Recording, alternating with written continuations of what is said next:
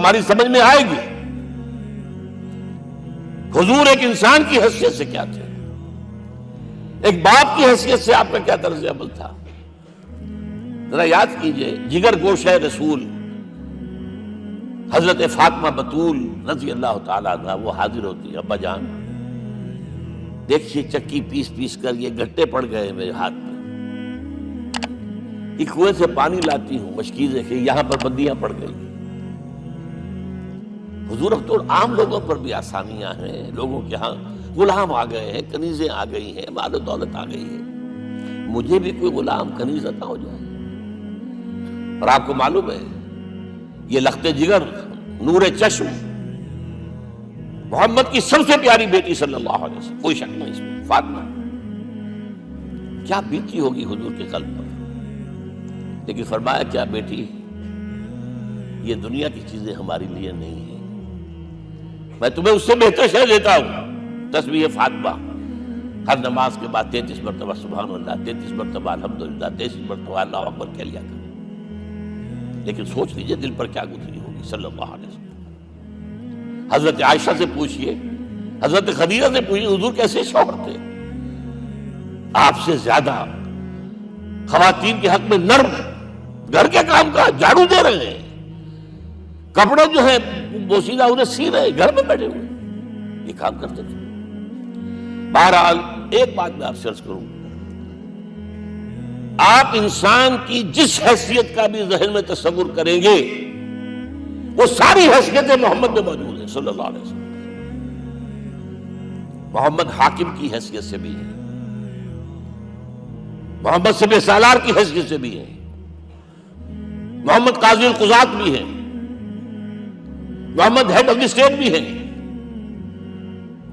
محمد بیویوں والے بھی ہیں، اولاد والے بھی ہیں، محمد 5 وقتہ امام بھی ہیں، جمعے کے خطیب بھی ہیں، مدرس قرآن بھی ہیں، مربی بھی ہیں، مزکی بھی ہیں، اور ہر میدان میں بلند ترین مقام۔ کوئی ایسی جامع شخصیت ملے گی؟ ہمارے ہاں تو حال یہ ہے کہ جو خطیب صاحب ہوتے ہیں وہ 5 وقتہ نماز کیسے پڑھا سکتے ہیں، ان کا تو اونچا مقام ہے۔ 5 وقتہ نماز کے لیے تو علیحدہ چاہیے امام آپ کو، اور وہاں بھی ایک امام سینئر ہوگا وہ عشاء مغرب اور فجر پڑھائے گا، ایک جونیئر ہوگا بیچارہ وہ جو خاموش نماز ہے وہ پڑھائے گا۔ 5 وقتہ نماز پڑھا رہے ہیں محمد صلی اللہ علیہ وسلم، اور خطیب بھی وہی ہے، مربی بھی وہی ہے، مزکی بھی وہی ہے۔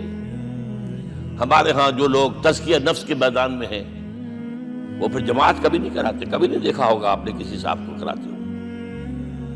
یہ جامعیت جو ہے، جامعیت کبریٰ، میں صرف ایک بات کہا کرتا ہوں، ایک اعتبار سے حضور کا اسوہ نامکمل ہے۔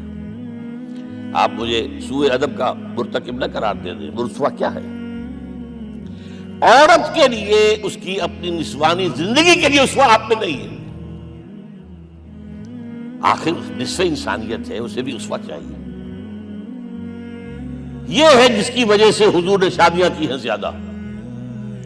خواتین کے لیے اسوہ حضور کے ازواج مطہرات ہیں، اور ان میں سب سے بڑھ کر جو بالکل یوں سمجھیے کہ آغاز کے اندر نوجوانی میں آ گئی ہیں حضور کی خدمت میں، نہایت ذہین و فتین، انہوں نے پھر عورت کی زندگی کے لیے حضور کا جو طرز عمل تھا وہ انہوں نے بیان کیا نا۔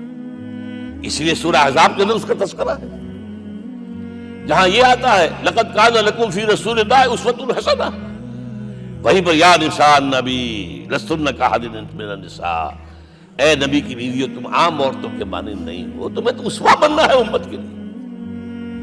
اب اس سے اگلا قدم میں بڑھا رہا ہوں آگے، اور اس کے ساتھ جڑ جائے گی تیسری بات۔ تیسری بات کیا ہے؟ وَنَصَرُوهُ، اس کی مدد کریں صلی اللہ علیہ وسلم۔ پہلی بات تو یہ نوٹ کیجئے، حضور انتہائی غیور انسان تھے، انتہائی غیور۔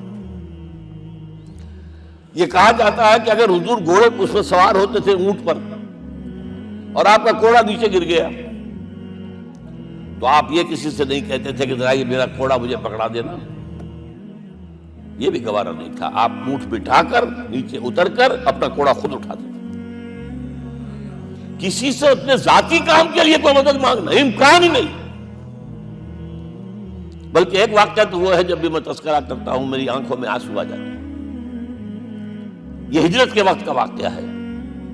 آپ کو معلوم ہے حضور نے تمام مسلمانوں کو مکے سے جانے کی اجازت دی، چلے جاؤ مدینے، چلے جاؤ مدینے. آپ خود تھے موجود، اس لیے کہ رسول اپنے مقام کو نہیں چھوڑ سکتا وداؤٹ ایکسپریس پرمیشن فرام اللہ سبحانہ وتعالی.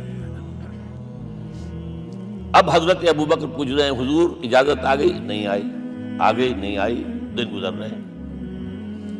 حضرت عائشہ کی روایت ہے ایک روز ہم نے دیکھا دوپہر کے وقت آ رہے ہیں حضور، کپڑے سے اپنا سر جو ہے ڈھانپا ہوا ہے. عرب میں دوپہر کے وقت وزٹ کرنا جو ہے یہ ان کے خلاف دستور ہے، ان کی تہذیب کے خلاف. یہ قیلولے کا وقت ہوتا. تو حیران ہوئے. آتے ہی فرمایا ابوبکر ہجرت کی اجازت ہو گئی. اب انتہائی خوشی سے اور بڑی امید میں کہ بڑی شاباش ملے گی حضرت ابوبکر فرماتے ہیں، عرض کرتے ہیں حضور میں نے 2 اونٹیاں تیار کر رکھی ہیں، خوب کھلا پلا کے انہیں فرما کیا ہوا ہے، یہ ہجرت میں ہمارے کام آئے گی. حضور تھوڑا سا توقع فرماتے ہیں، پھر کہتے ہیں اچھا ٹھیک ہے، ایک میں استعمال کروں گا لیکن میں اس کی قیمت ادا کروں گا. حضرت ابوبکر رو پڑے. حضور مجھ سے یہ مغایرت، سائے کے تناب کے ساتھ رہنے والا، اس سے یہ مغایرت، ذرا سے اشارے پر اپنی کم سن بیٹی پیش کرتی نکاح کے اندر، اس سے یہ مغایرت. رو پڑے. لیکن حضور کی اپنی غیرت تھی، میں قیمت دوں. اب بتائیے مدد کا کے لیے درکار تھی؟ مدد تھی ان کے مشن کے لیے. مشن 2 حصوں میں تھا. اس کو جانیے، آج کچھ علمی باتیں آ رہی ہیں. حضور کے مشن کے 2 حصے، ایک ابتدائی جو تمام انبیاء اور رسول کا تھا، ایک تکمیلی جو صرف محمد کا صلی اللہ علیہ وسلم. ابتدائی کیا ہے؟ اللہ کی طرف دعوت، تبلیغ. جو دعوت قبول کر لیں ان کے لیے بشارت، بشیر کہ تمہارے لیے آخرت میں جنت ہے، دیوتے ہیں. رد کر دیں ان کے لیے نذیر، خبردار کرنے والے، جہنم کے لیے تیاری کر لو. داعی اللہ، اللہ کی طرف بلانے والے. سراجا منیرا، روشنی کے چراغ. یہ حیثیتیں مشترک ہے تمام انبیاء کرام. تمام انبیاء بشیر بھی تھے، نذیر بھی تھے، داعی بھی تھے، سراج منیر بھی تھے. اگرچہ ان تمام حیثیتوں میں بھی حضور کا سب سے اونچا مقام علیحدہ نمایاں ہے، لیکن حیثیتیں بنیادی طور پر مشترک ہیں. ایک حیثیت تکمیلی، اور وہ کیا ہے؟ اے نبی جو دین آپ کو دیا گیا ہے صرف تبلیغ نہیں، صرف تعلیم نہیں، اس کو قائم کر کے دکھاؤ نظام زندگی کی حیثیت سے. 3 مرتبہ قرآن میں یہ الفاظ حضور کے لیے آئے ہیں، هو الذی ارسل رسولہ بالہدی ودین الحق لیظہرہ علی الدین کلہ. 3 دفعہ سورہ توبہ میں یہ الفاظ آئے، سورہ صف میں یہ الفاظ آئے، سورہ فتح میں یہ الفاظ آئے. وہی اللہ جس نے بھیجا ہے اپنے رسول کو صلی اللہ علیہ وسلم، الہدا قرآن حکیم، ہدایت کاملہ، اور نمبر 2 دین حق. یہ 2 چیزیں دے کر بھیجا. کس لیے؟ تاکہ اس دین کو غالب کرے پورے نظام زندگی پر. یہ معاملہ ذرا سوچئے. اور یہ حضور کے لیے 3 دفعہ، اور کسی اور نبی کے لیے 1 دفعہ بھی نہیں. قرآن مجید کے اس نقطے کو ذہن نشین کر لیجیے.